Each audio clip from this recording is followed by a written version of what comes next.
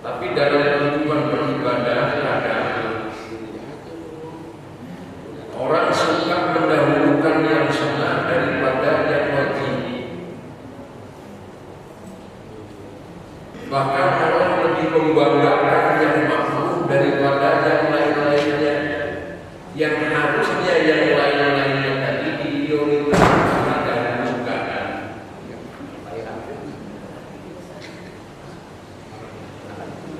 Satu contoh dalam mengerjakan ibadah haji, itu ada yang disebut dengan rukun, ada yang disebut dengan wajib, ada yang disebut dengan sunnah. Bedanya rukun dengan wajib, kalau rukun ditinggal salah satunya, hajinya mutlak tidak sah. Tapi kalau wajib ditinggal salah satunya, hajinya masih sah, tetapi harus membayar dana.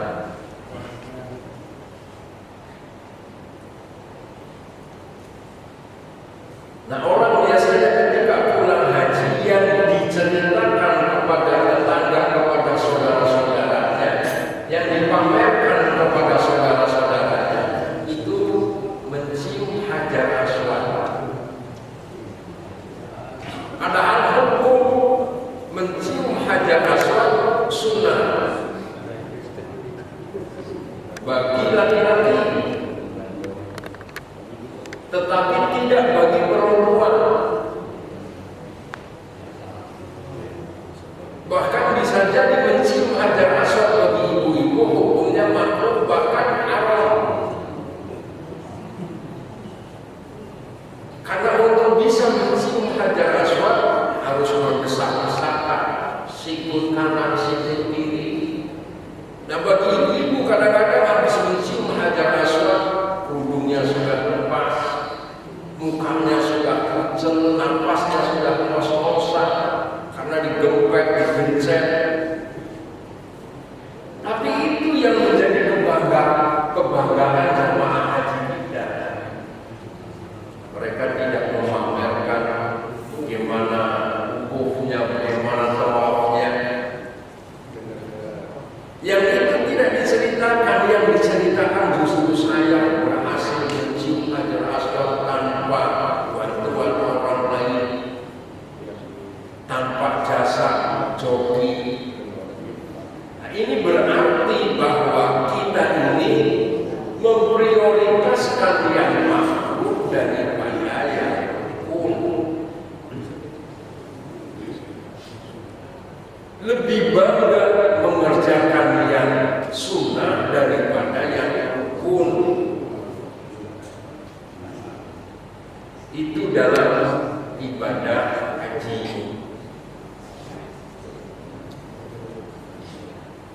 Di dalam kehidupan sehari-hari juga demikian, hadirin sekalian. Kita harus bisa membedakan antara hablum minallah dengan hablum minannas. Dalam urusan hablum minallah,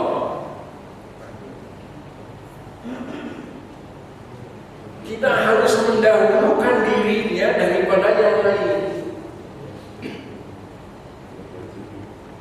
Kan ada ayat yang berbunyi, jagalah diri kamu, wa ahlikum, dan keluarga kamu, naro dari api neraka. Ku anfusakum wa ahlikum naro. Jagalah dirimu, wa ahlikum, keluargamu, naro dari siksaan neraka. Itu dalam hal ibadah. Sholat jamaah, di depan ada sisa sok yang masih kosong satu. Kita nggak usah mempersilahkan temannya, silahkan Pak, Bapak yang di depan, saya di belakang. Dalam hal itu kita tidak boleh. Diri kita yang kita dahulukan dalam hal ibadah.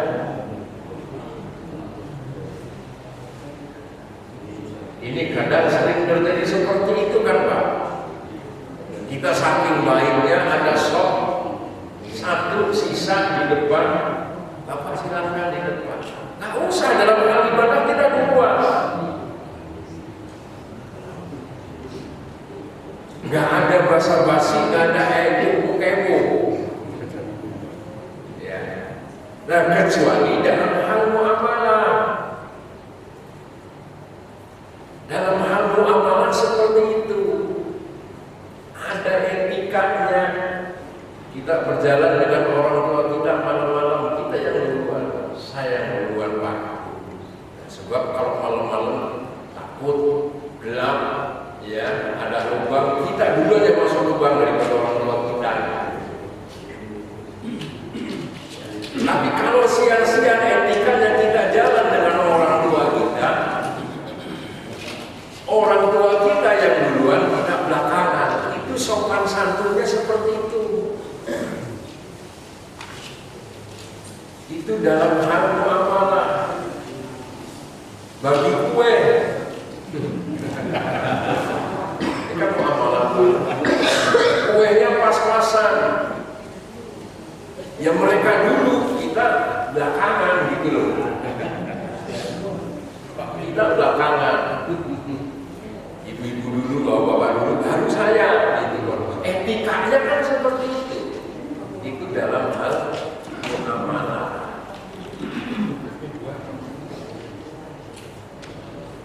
Kemarin saya ditanya,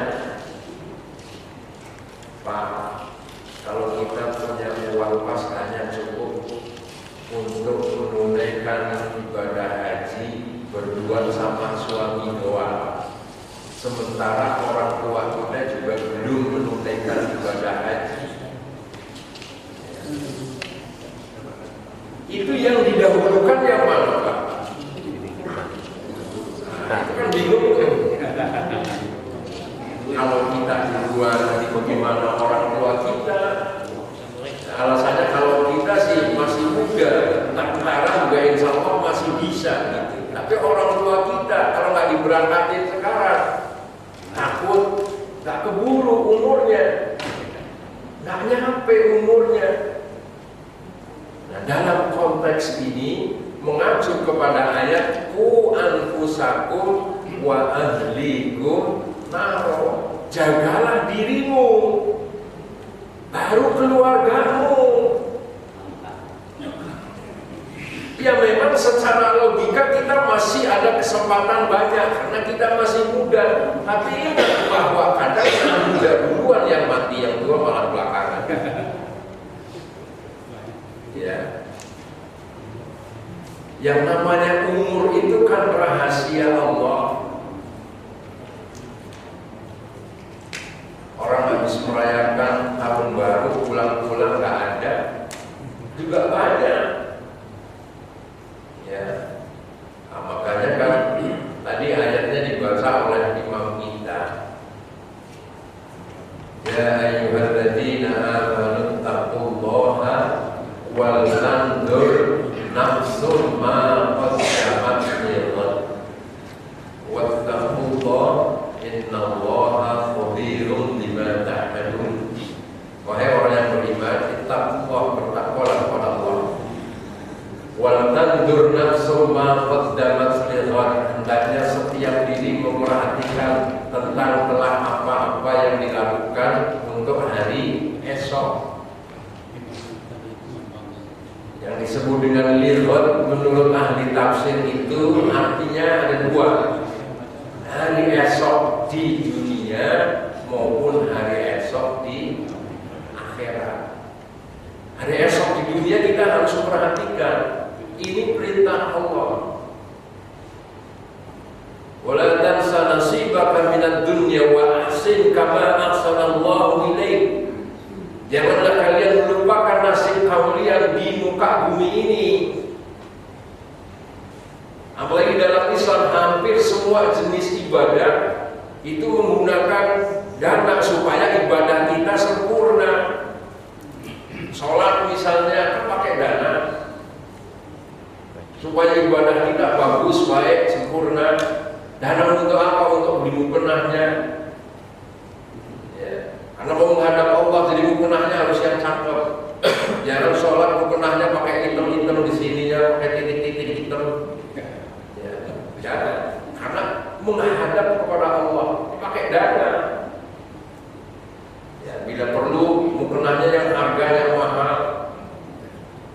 3 juta, yang 4 juta, jangan pernah harganya 70.000, tapi baju sehariannya harganya 2 juta, balik kan. Beli baju setiap bulan belum pernah 5 tahun sekali. Ya, padahal mukena itu dipakai untuk menghadap Allah. Nah, itu seperti itu. Jadi kehidupan di dunia itu harus diperhatikan. Bahkan ada dalam surah Jumat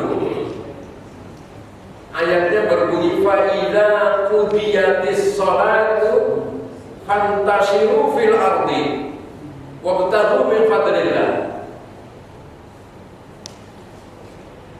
Apabila kalian telah selesai menunaikan ibadah sholat, fantashiru fil ardi, bertebaranlah kalian ke muka bumi ini. Untuk apa Allah memerintahkan kita supaya kita bertebaran? Wabtaghu min fadlillah, carilah rizki dari Allah, fadilah dari Allah. Kita disuruh mencari rizki. Adapun tadi sholat itu adalah merupakan kewajiban. Bahkan ayatnya dalam surah Jumat tadi kan, bila waktu sholat sudah datang, ya ayyuhalladzina amanu idza nudiya lis-sholati min yaumil jumu'ati fas'au ila dzikrillah wa dzarul bai'. Bila waktu sholat Jumat sudah datang, fas'au ila dzikrillah, segeralah menuju ke tempat sholat untuk zikir kepada Allah. Wa dzarul bai', tinggalkan kegiatan jual beli, tinggalkan pekerjaan, tinggalkan pertanian, tinggalkan semuanya. Hanya untuk lebih kurang 1 jam seminggu sekali untuk ibadah tinggalkan. Walaupun dagang lagi rame misalnya, pekerjaannya tanggung, tinggalkan. Cuma 1 jam kok untuk menunaikan sesuatu yang sudah dipardukan oleh Allah. Tinggalkan. Cuma 1 jam seminggu. Walaupun misalkan dagangannya itu lagi laris-larisnya, tinggalkan. Nah, memang godaannya kan seperti itu. Waktunya sholat Jumat, dagangannya udah sepi, jadi laris gitu kan. Nah, dulu umatnya Nabi Musa juga begitu. Kalau dulu waktu zamannya Nabi Musa, sholat yang seminggu sekali itu hari Sabtu. Nah, kebetulan kalau lagi hari Sabtu itu ikannya itu banyak di kali, di sungai, di laut, maka orang cenderung lebih memilih mancing daripada sholat, ya. Maka ketika orang sedang mancing seperti itu, dengan kuasa Allah berfirman, "Kunu qiradatan khasi'in." Jadilah kamu semua orang yang sedang memancing itu menjadi kera. Akhirnya jadi kera semua. Itu sebabnya menurut teori Darwin, teori evolusi, bahwa manusia itu dulunya kera. Ya. Padahal sebetulnya kalau menurut kita, manusia dulunya Nabi Adam. Sebelum Nabi Adam itu ya tanah. Adapun kemudian ada manusia menjadi kera, manusia itu baru kera, bukan kera dulu dari manusia. Kalau menurut Darwin itu kan kera dulu baru jadi kita manusia. Tapi kalau kita manusia pernah menjadi kera karena dikutuk oleh Allah, karena dia itu tidak melaksanakan perintah Allah ketika hari Sabtu. Nah, kemudian hadirin sekalian, lihat, menurut ahli tafsir juga hari akhir di akhirat, hari esok di akhirat. Jadi harus kita rencanakan dari sekarang. Nah, sebelum kita sampai ke akhirat itu kan ada mati. Ya. Yang namanya mati itu kan akan terjadi pada kita, Pak. Ya. Maka yang namanya mati itu tidak boleh ditakuti. Kalau takut nggak takut, mati itu pasti datang. Mati itu pasti akan dialami oleh kita. Nggak usah takut mati. Ya. Nah terus apa? Kalau kita nggak boleh takut mati, kita harus mempersiapkan mati. Gimana cara mempersiapkan mati? Orang banyak caranya. Ada cara membeli kuburan yang harganya ratusan juta bahkan miliar. Ada kan Pak? Di Kerawang itu ada kuburan ya, harganya ratusan juta bahkan miliaran. Ya sah-sah saja orang punya duit beli seperti itu. Tapi ingat bahwa walaupun kuburannya harganya miliaran, tidak kemudian dia berkurang bertanggung jawabnya kepada Allah. Karena Allah itu tidak melihat kuburan miliar atau kuburan gak miliar. Innallaha la yanzuru ila suwarikum wala ila ajsamikum walakin yanzuru ila a'malikum qulubikum. Allah tidak melihat penampilan kita, walaupun penampilan kita ketika menghadap kepada Allah mati, kuburannya harganya 2 miliar, Allah tetap aja enggak berubah.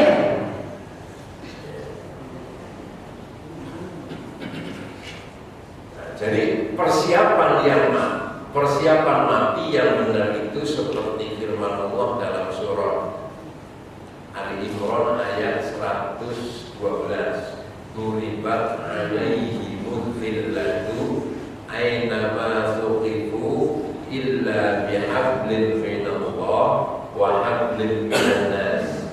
Al-ayat. Manusia ditimpa kesengsaraan, kehinaan.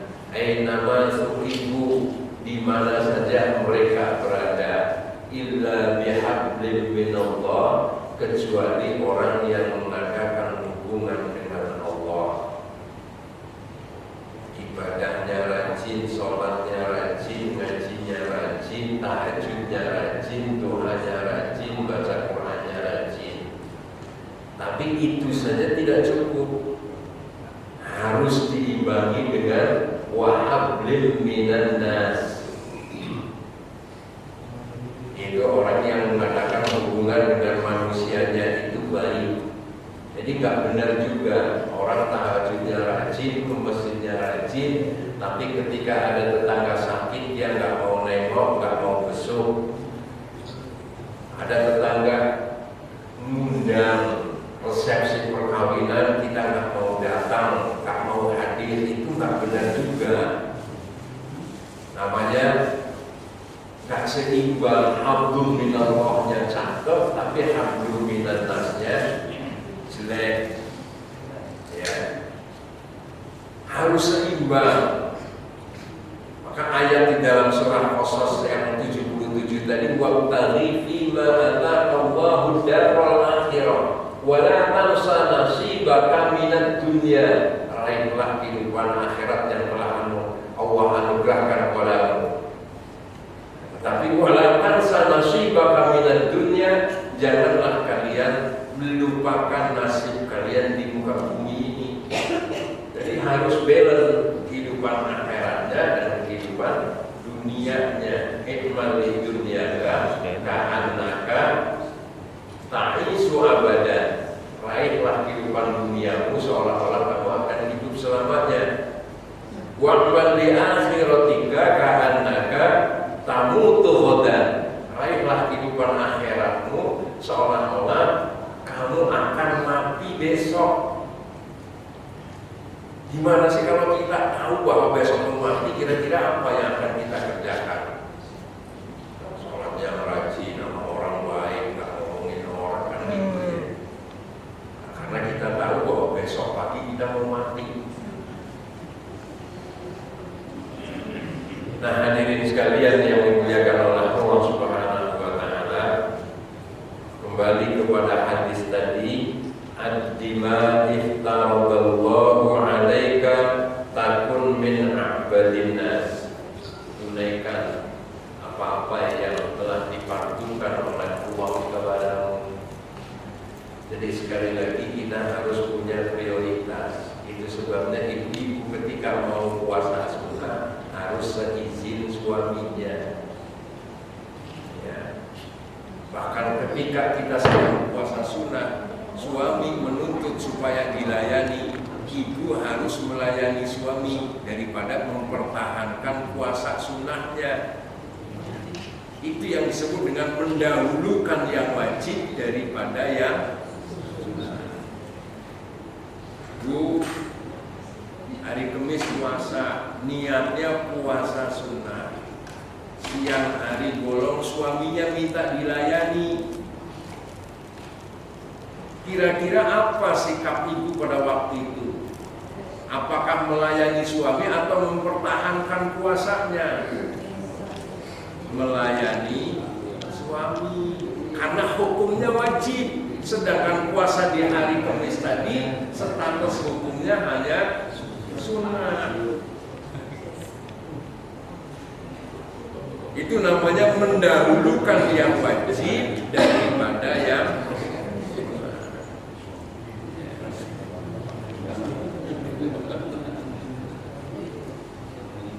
Ada tamu, kita lagi puasa sunnah. Tamu datang kebetulan waktu makan. Nah, biasanya kalau kita ini mempersilahkan makan kepada tamu, kitanya kan mencontohkan dulu. Nah, ketika itu apakah kita mempertahankan puasanya atau kita menghormati tamu? Ya. Menghormati tamu itu hukumnya apa? Wajib. Nah, sedangkan puasa yang kita lakukan pada waktu itu hanya sunnah, maka kita harus mendahulukan yang wajib daripada yang sunnah. Ya. Kalau orang di kalangan pesantren kamu itu, nggak usah kalangan pesantren, di kampung kita, ketika kita ada tamu, kita mempersilahkan minum, misalkan Pak silahkan diminum, kitanya kan biasanya kasih contoh dulu, ya. Kasih contoh, baru kemudian tamunya itu biasanya enak minumnya. Kalau di Jakarta kan enggak, ada tamu tuan rumahnya nggak dikasih minum, tamunya doang kasih minum. Ya kan, kebiasaan di Jakarta seperti itu, tamunya dikasih kopi, suaminya kagak dikasih kopi, nggak dikasih minum, nggak dikasih apa. Tamunya dipersilahkan, ya biasanya tamunya nanya, Bapak mana minumnya, kan begitu. Nah, itu kebiasaan itu sesungguhnya jelek apa bagus, Pak? Seorang ibu punya tamu, di situ ada suami, ada tamunya, yang dikasih minum cuma tamunya doang, suaminya enggak. Ya, jelek apa bagus itu? Nah, kalau dinilai jelek itu berarti ibu lain kali kalau ada tamu, bapaknya juga harus minum. Ya, karena bapaknya itu juga harus menghormati tamu. Karena hukum menghormati tamu adalah wajib. Kan ada hadisnya yang berbunyi mangkana yu'minu billahi wal yawmil akhir falyukrim dhaifahu. Barang siapa yang beriman kepada Allah wal yaumil akhir dan hari akhir, falyukrim dhaifahu, maka muliakanlah tamunya.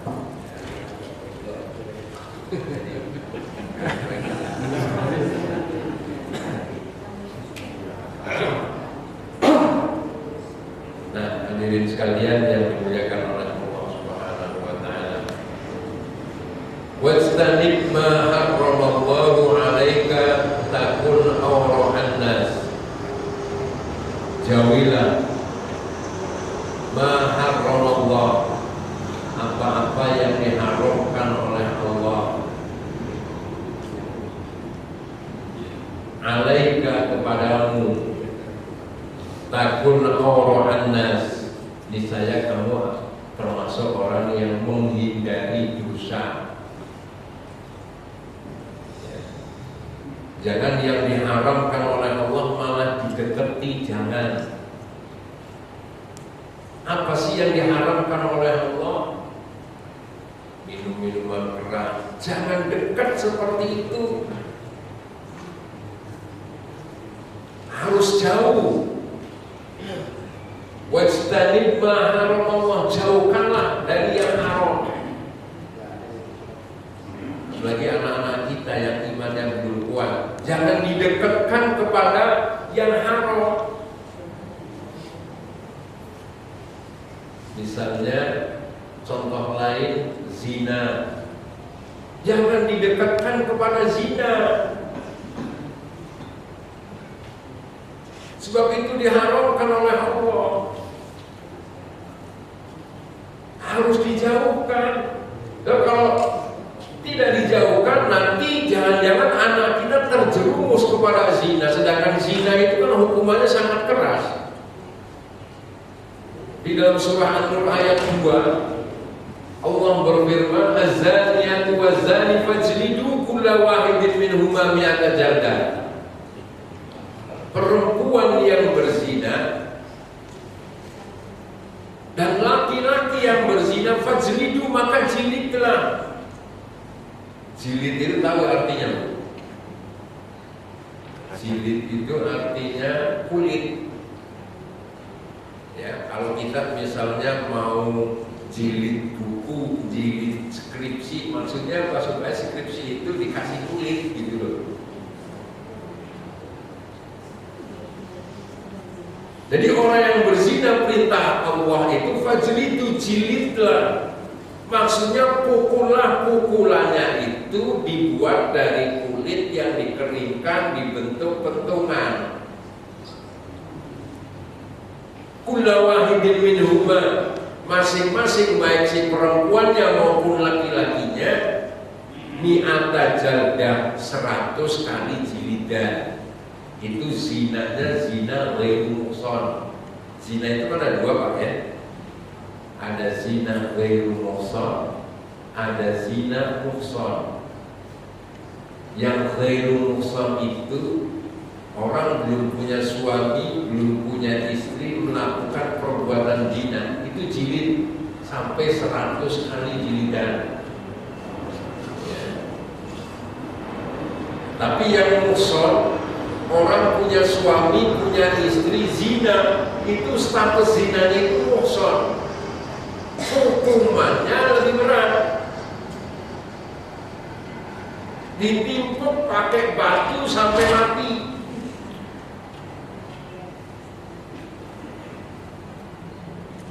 Pak, udah ditimpukin sampai seharian pun tapi nggak mati-mati. Gimana itu? Sampai mati.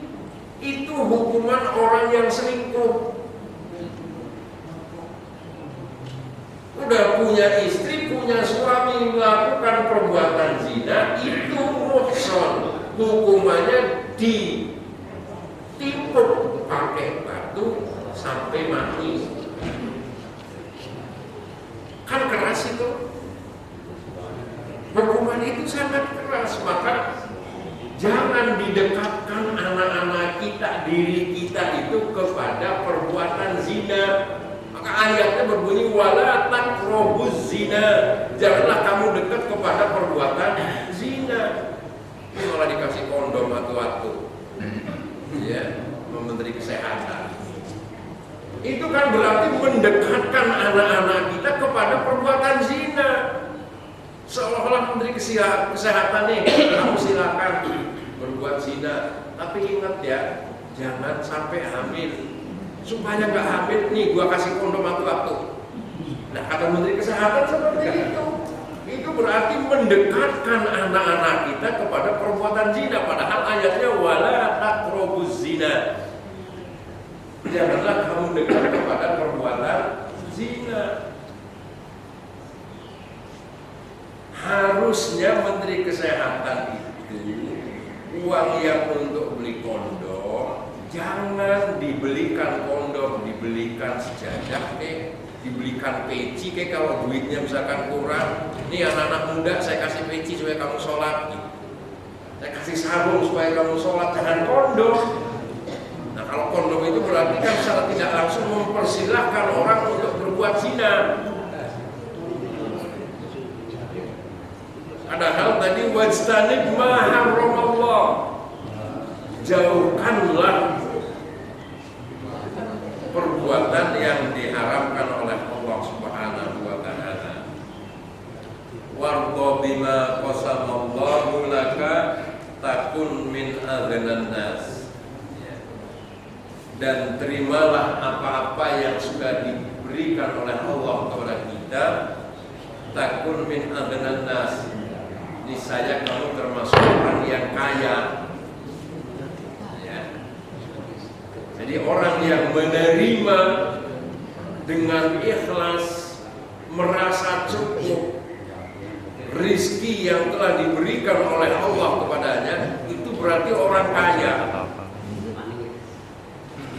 Maka dalam sebuah riwayat yang lain, orang yang kaya menurut Rasulullah bukan orang yang banyak uangnya, tetapi adalah orang yang sudah merasa cukup atas rizki yang dimiliki. Itu orang kaya.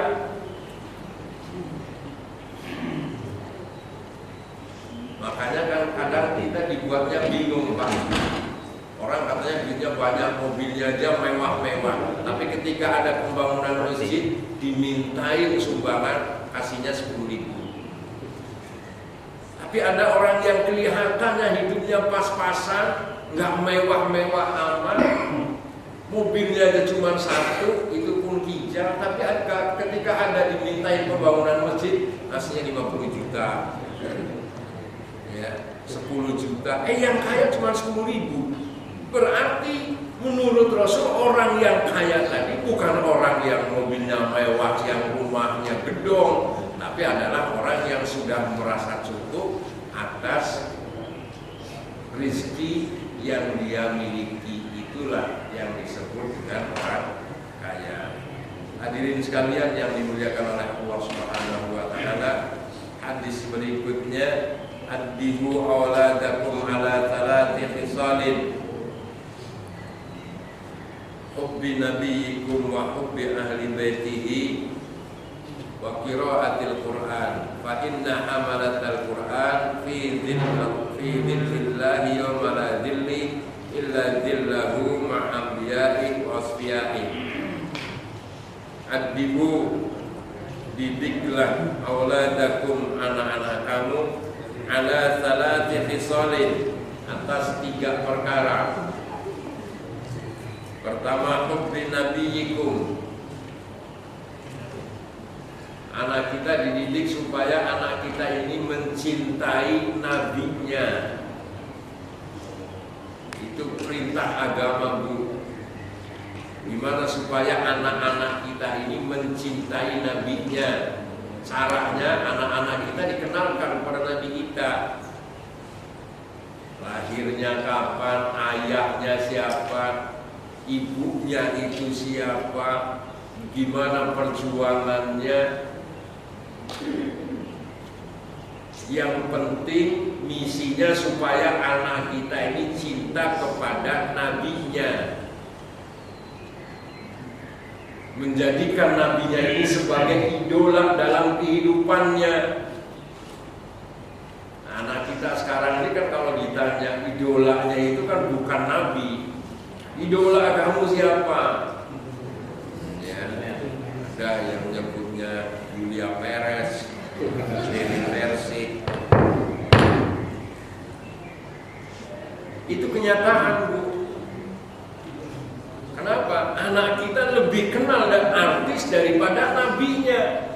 Kenapa seperti itu? Karena ibunya nggak pernah menceritakan bagaimana nabinya.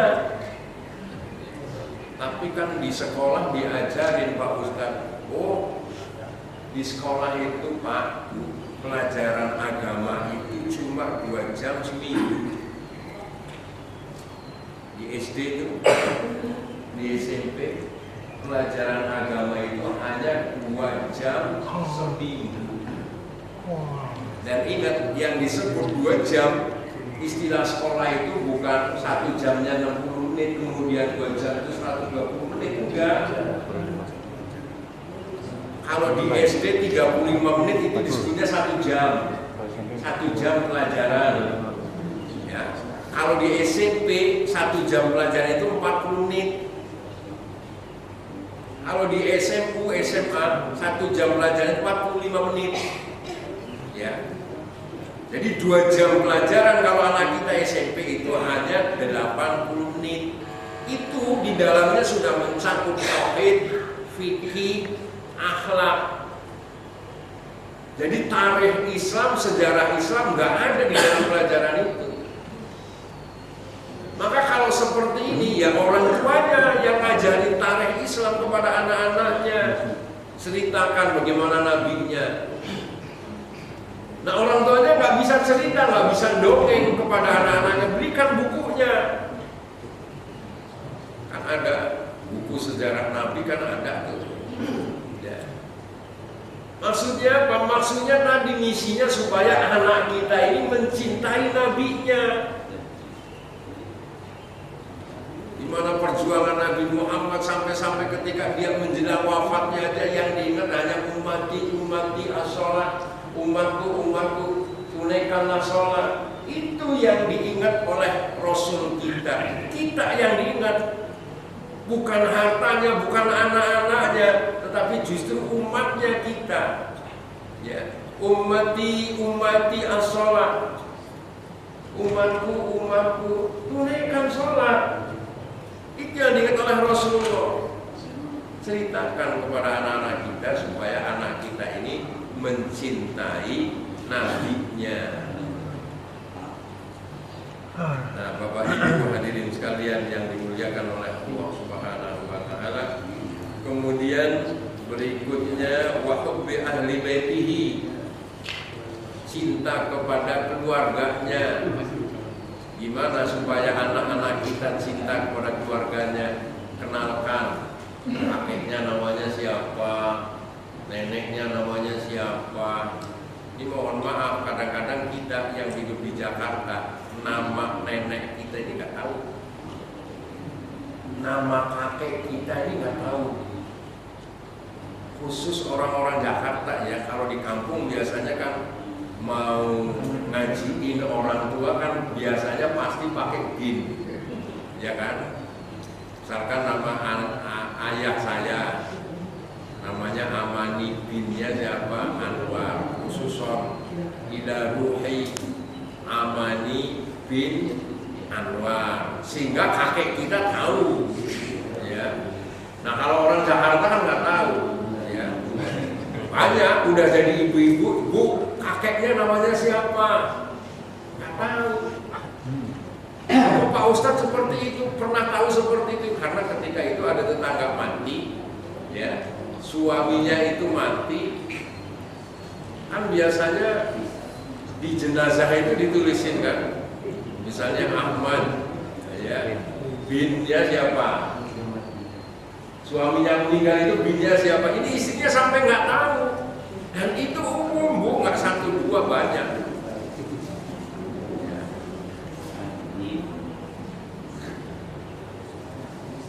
Sekarang saya juga mau tanya kepada ibu-ibu, tahu nggak kakek suami ibu namanya siapa? Bingung itu. Ya, kakek suami ibu itu namanya siapa? Kakek istri bapak itu namanya siapa? Nah, kalau kita tahu karena biasanya kalau hadiah Fatihah ada binnya, ya. Nah hadirin sekalian yang dimuliakan oleh Allah Subhanahu wa taala, kenalkan anak-anak kita kepada keluarga kita, mulai dari kakek, sepupu dan sebagainya.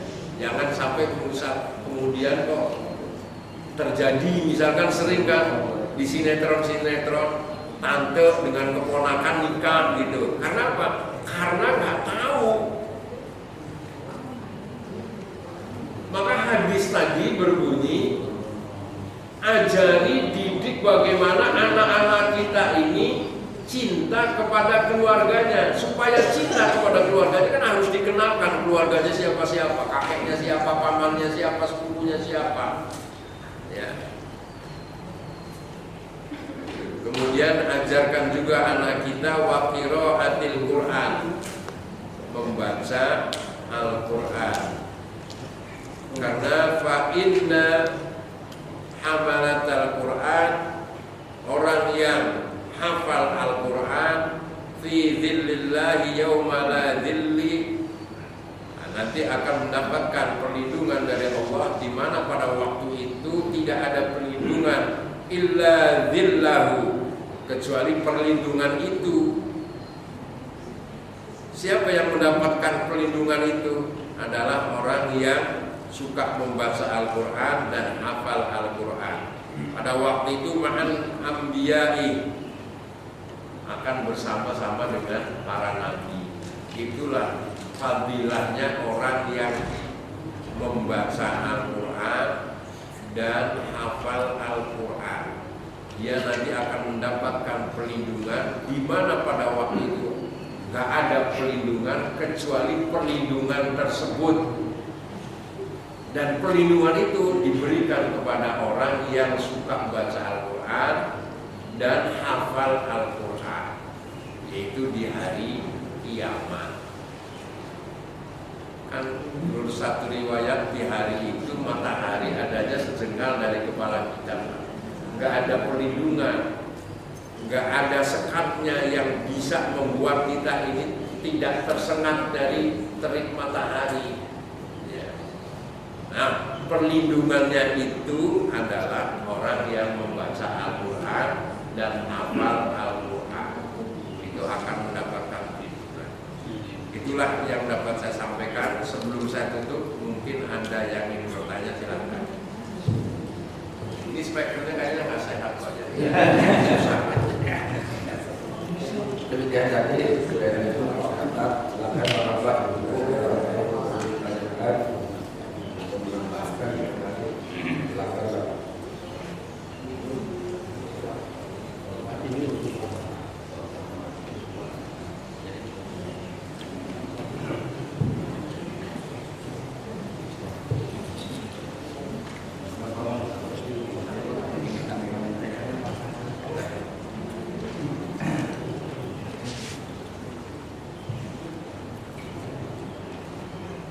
Bismillahirrahmanirrahim. Assalamualaikum Ustaz. Saya ada yang sedikit dipertanyakan. Ini mengenai Ustaz tadi utarakan bahwa dalam peribadatan kita harus mendahulukan. Kita kadang kan harus introspeksi ya pada diri. Karena pernah saya tinggal di satu daerah, itu dalam saat pertama itu harus yang berjilbab dan bergamis dicukupi. Kalau berani duduk di situ, mungkin kita dalam hidup ini bisa dikucilkan. Satu. Dan kedua, juga dalam pelaksanaan sholat istiqlal dalam Idul Fitri itu sekian saat itu disterilkan sama pas pampres. Kalau kita main duduk di situ, jangan-jangan ini orang mau bawa bom bunuh diri. Saya kira itu aja. Terima kasih. Minta pencerahannya. Assalamualaikum warahmatullahi wabarakatuh. silakan Pak. Ada lagi?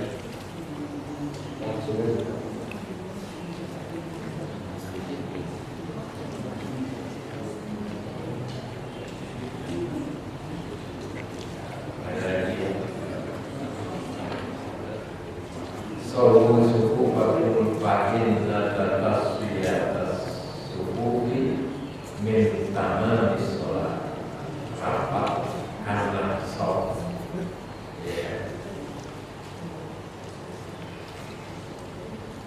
Luruskanlah sholat fahinna tasbiyat subuhi, karena sesungguhnya merapatkan sholat adalah merupakan bagian daripada kesempurnaan sholat.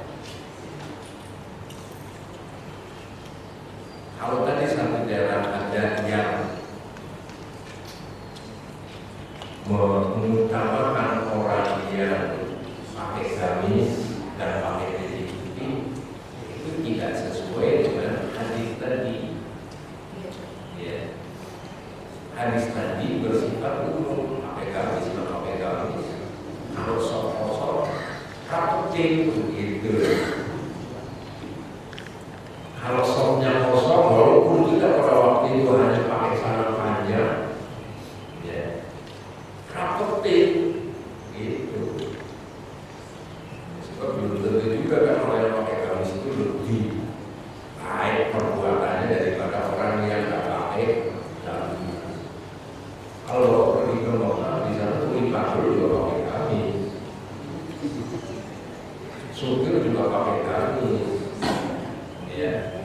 Makanya kan kalau lagi haji ke sana, oh ini supir ini kalau sampai di Jakarta dari sini itu tanya berapa kali itu, ya. Karena pakai gamis, pakai udang-udang, supir, ya, supir pakai gamis.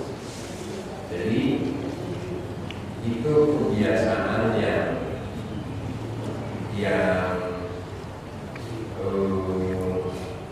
tidak sesuai dengan hadis tadi. Nah demikian juga di Istiqlal yang di depan itu orang yang pakai jas, pakai dasi, jabat maksudnya karena mau presiden datang. Itu juga kebiasaan yang tidak sesuai dengan hadis tadi. Kalau kita terus dilarang sama aja Pak, ya kan? Yang dikawal hanya imam doang di sana kan. Dikawal itu bukan karena takut misalnya ada teroris atau lain sebagainya. Dikawal itu maksudnya mau di apa jalannya itu maksudnya supaya ya maksudnya supaya jalannya itu enggak dikawal. Lalu kalau nggak dikawal seperti itu, gimana mau jalan sampai ke depan? Kalau di Masjidil Haram itu sebabnya dikawal. Yang awal itu askar, makanya yang awal itu pakasnya sebenarnya kolonel meninggal. Itu dikawalnya itu karena itu bukan karena takut dan lain sebagainya, tapi mau dicarikan jalan supaya lebih cepat menuju ke depan. Itu banyak. Ya, ibu. Ada lagi untuk baiklah saya lalu kita mohon kepada Bapak Ibu sekalian sebelum kita tutup, mari kita doakan kepada jemaah kita yaitu Bapak Teguh dari RT 6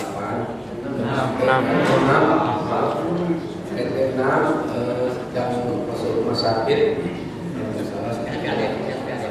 di RSPAD pusat di Jakarta.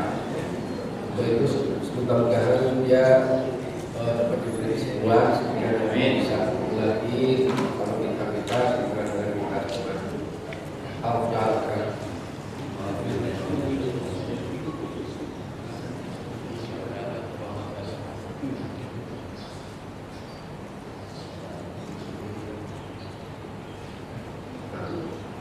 Baiklah Pak, ini sudah cukup untuk pengajian ini. Kita doakan mudah-mudahan kita diberikan kekuatan kesehatan dan kita dapat melaksanakan ibadah dengan sempurna, dan mudah-mudahan saudara kita yang sedang sakit di rumah sakit maupun di rumah disembuhkan oleh Allah Subhanahu wa Ta'ala.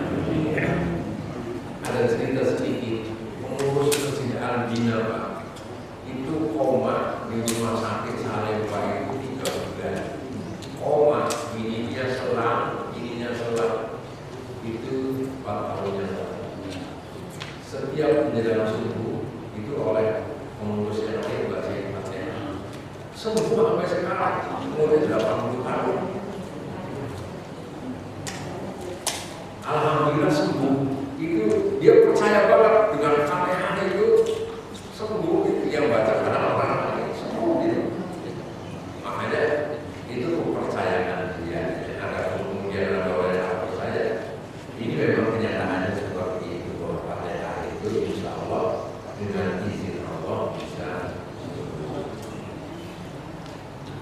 Bismillahirrahmanirrahim. Alhamdulillahirabbil alamin. Wassalamu ala asyrofil anbiya'i wal mursalin. Nabiyina wa syafi'ina wa ni'mahu wa ibadah wa zidah.